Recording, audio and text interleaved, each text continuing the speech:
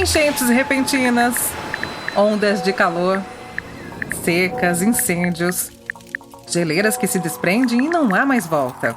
Milhares de espécies em extinção. O planeta não para de nos enviar sinais, mas, obviamente, não estamos entendendo a mensagem. Eu sou a Priscila e quero entender o que está acontecendo com a crise climática e ambiental e, principalmente, o que podemos fazer para combatê-la. Sejam bem-vindos a O que você faz importa, um podcast produzido pela National Geographic e Rádio Disney. No episódio de hoje, florestas. Oi, gente, tudo bem? Na nossa última conversa, a gente estava falando da produção de alimentos em grande escala, o tal do agronegócio, que, infelizmente, é responsável pelo avanço das plantações sobre as florestas. E aqui no Brasil, grandes riquezas naturais do país, né? Como a Amazônia, Cerrado e Pantanal. Mas você tem noção do tamanho deste problema? Eu dei uma procurada aqui na internet. E para você que gosta de futebol, aliás, todo mundo já viu o tamanho de um campo de futebol, né? Então, as florestas estão sendo destruídas em um espaço equivalente a 27 campos de futebol. E isso por minuto, ou seja, durante um jogo de futebol que dura aí 90 minutos, 2.430 campos de futebol cobertos por florestas são destruídos. Pode isso, seu juiz? Não pode. Esse jogo tem que acabar. E aí eu resolvi começar outro jogo por aqui. Então, estou cá eu plantando minha primeira árvore, uma pintagueira, aqui no meu jardim. Lógico, né, que se a gente plantar uma árvore e esperar o tempo dela crescer, infelizmente vamos perder para a velocidade das motosserras e os incêndios florestais. Sério, como a gente pode destruir assim a natureza? Precisamos virar esse placar. Bom, vou já acionar aqui o nosso grupo. Paulina! A Paulina você já conhece, né? A nossa amiga colaboradora da National Geographic Brasil. Ô, Paulina, me ajuda aí. Podemos incluir aí mais alguém, mais algum dos seus amigos e amigas especialistas para me ajudar, né, a entender por que as florestas estão sendo devastadas nessa velocidade. Fala, Pri! Hoje eu acho que eu vou chamar um cara que vai ajudar muito nessa conversa. O Maurício Bianco, vice-presidente da Conservação Internacional no Brasil. Tá bom pra você? Oi, Priscila. Oi, Paulina. Bom estar aqui com vocês. Ô, Maurício, eu sei que você é um cara importante e o mundo tá precisando muito do seu trabalho, viu? Então, pra não tomar muito aí o seu tempo, por que as florestas estão sendo devastadas nessa velocidade? É muito preocupante mesmo. O desmatamento está correndo num ritmo impressionante e também as florestas estão sendo degradadas, o que significa que mesmo não sendo totalmente destruídas, elas deixam de ter suas funções ambientais. Como é?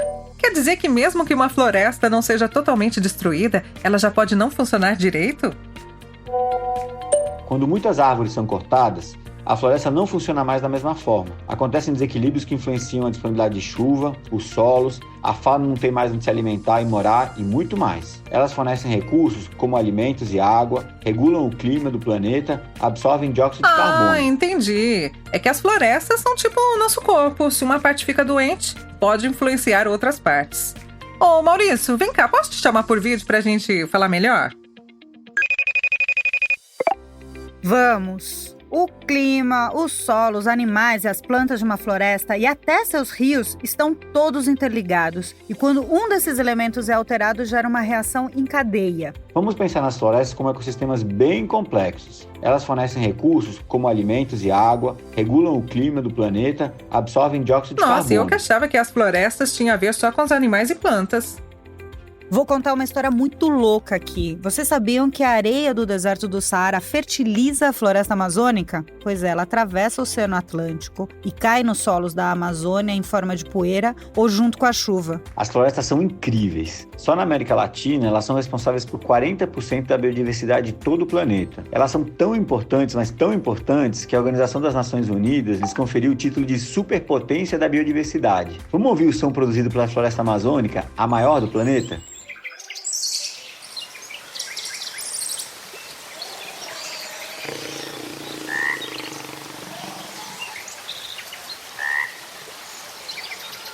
Ouve só que incrível! Uma verdadeira sinfonia de vida e espécies. Só que depois dessa melodia de pássaros, macacos, felinos e acho que até escutei um boto, deu até para relaxar um pouco, mas a verdade é que me sinto cada vez mais preocupada. Amigos, se as florestas têm essa riqueza natural impressionante, Como conseguimos destruí-la tanto assim? E já conhecemos a primeira causa, a expansão da agropecuária não sustentável que destrói as florestas para fins de cultivo. Sim, milhares de hectares são destruídos para alimentar o gado. Nem me lembre disso. Exatamente, Pri, mas as terras não são ocupadas apenas para alimentar ou criar o gado. Outras plantações, como a de soja e milho, avançam de forma bem assustadora pelas florestas. Além disso, o garimpo, a indústria madeireira e o mercado imobiliário, quando atuam ilegalmente ou sem controle, podem trazer consequências terríveis. Mas já não existem aquelas áreas de reflorestamento? Já está ajudando, certo? Além da minha pintagueira, imagino que milhões de novas árvores sejam plantadas todos os dias para compensar esse consumo. Sim, a restauração de florestas é uma excelente alternativa. De fato, existem muitos programas de restauração, mas não é possível substituir uma árvore de centenas de anos por uma recém-plantada, que vai demorar um bom tempo para produzir os benefícios que a gente acabou de falar. E tem mais, árvores são plantadas onde não existiam antes, o que também tem consequências em outros ecossistemas. Em resumo, leva décadas para reparar os danos causados pelo desmatamento. Entendi. Pelo desmatamento e incêndios também, né? Porque ultimamente eu andei vendo uma quantidade gigante de incêndios aqui no Brasil e no mundo. Por mais estranho que possa parecer, nem todos os incêndios são ruins. Na verdade, existem algumas florestas que precisam de fogo porque ele serve para fertilizar o solo e outros benefícios. O problema são os incêndios ilegais, que conforme você bem observou, eles estão se intensificando. Além disso, a queima de florestas libera uma grande quantidade de dióxido de carbono. Sempre ouvimos falar que as árvores purificam o ar, né? Mas isso acontece quando elas são vivas, porque se forem queimadas, elas contribuem para o agravamento ainda mais do efeito estufa. Ai, amigos, tudo isso é muito triste. Temos incêndios intencionais e desmatamentos sem o menor cuidado para dar lugar a plantações ou pasto para gado, para o garimpo ilegal, para obter maneira de forma descontrolada. Há muito em risco. A biodiversidade, o clima e a temperatura do planeta. Diante da crise climática e ambiental, por que deixamos isso continuar? Será que ninguém percebe o que está acontecendo? Muitas pessoas estão trabalhando para proteger as florestas, mas ainda não é suficiente. Eu acho que às vezes é difícil a gente se preocupar com aquilo que a gente não consegue ver, já que muitos de nós moramos em cidades. Também acho. É por isso que existem ativistas que buscam maneiras de aproximar as pessoas desses ecossistemas. A gente podia falar então com o Federico Pardo. Ele é colombiano, documentarista, explorador da National Geographic e criou um projeto chamado Salvando Primatas. Ele busca restabelecer uma conexão entre pessoas e a floresta tropical colombiana e também dessa maneira conscientizar para que sejam realizadas ações concretas em defesa da conservação das espécies. Que legal! Acho muito chique, viu, essas colaborações internacionais aqui no nosso grupo. Mas eu vou precisar da sua ajuda com o espanhol, pode ser? Bueno, eu creio que os bosques são a Bom, o Federico está dizendo que acredita que as florestas são a manifestação da vida e da natureza em todo o seu esplendor, porque as florestas reúnem uma série de elementos que permitem a existência da vida e que possibilitam que essa vida seja mantida e continue a se regenerar com o tempo. Olha que bonito. Ou seja, em uma floresta temos o sol, a chuva e a água. Também tem a mudança de temperatura na sombra e na luz, as árvores e as plantas com seus frutos e flores, os insetos que as polinizam, os mamíferos, primatas que comem esses frutos para se alimentar e acabam dispersando as sementes que um dia vão crescer e se tornam novas árvores. Tem o solo com todos os seus nutrientes, as raízes e todo esse sistema de fungos, denominado micorrizas, que é o que permite esse fluxo de nutrientes e até mesmo a comunicação entre as árvores. Então, essa magia, essa quantidade de elementos que se agregam nas florestas, que certamente as tornam ecossistemas muito complexos e dependentes de todos os elementos para que possam funcionar em todo o seu esplendor. Eu amo macaquinhos, chimpanzés, gorilas. Então me conta aí, como funciona esse projeto Salvando Primatas? Uma experiência que hablé da Amazônia. Bueno, a Amazônia, ou os bosques amazônicos, são a região com mais... Pri, o Federico Pardo está contando que o projeto se chama Salvando Primatas, né? Mas tem dois objetivos principais. O primeiro é construir uma selva multimídia, uma selva em formato de áudio e vídeo, de forma que ao entrar nessa sala, nesse teatro onde a selva será construída, o visitante tem a sensação de estar caminhando e se movendo pela Amazônia colombiana. Nessa selva vivem algumas das espécies de primata mais ameaçadas de extinção. E segundo objetivo é que para cada pessoa que visitar a selva multimídia, eles vão plantar uma árvore na floresta dos macacos. macacos, dedicada a macacos que estão ameaçados de extinção. Isso porque o desmatamento é a razão número 1 pela qual os macacos na Colômbia estão criticamente ameaçados de extinção. Estamos destruindo as florestas deles, o Federico está dizendo. Estamos destruindo a casa deles. Então, uma das soluções é plantar árvores para reflorestar, regenerar a casa dos macaquinhos. Ai, Paulina, aproveita e pergunta pro Federico o que ele acha que podemos fazer para proteger as florestas. Es una pregunta difícil porque las soluciones no siempre son evidentes o tan fáciles. Pero bueno, aquí hay unas ideas. La primera es bájale al consumo de carne. La ganadería es una de las amenazas más grandes que tienen los bosques a nivel mundial, porque para tener vacas necesitas potrero, que normalmente supone cortar bosque. Perguntinha bem complexa, né? O Federico está dizendo que é uma pergunta difícil porque as soluções nem sempre são óbvias ou tão fáceis, mas ele deu algumas ideias. A primeira é reduzir o consumo de carne. A pecuária é uma das maiores ameaças para as florestas no mundo todo, porque para criar vacas é preciso ter um pasto que normalmente envolve desmatamento. A gente já ouviu isso no episódio anterior, né? E, em segundo lugar, falar sobre o problema ambiental, as ameaças às florestas e sobre o aquecimento global com seus amigos, chefes, seus pais, na escola, no trabalho, porque isso depende de todos nós, todos somos responsáveis pela mudança.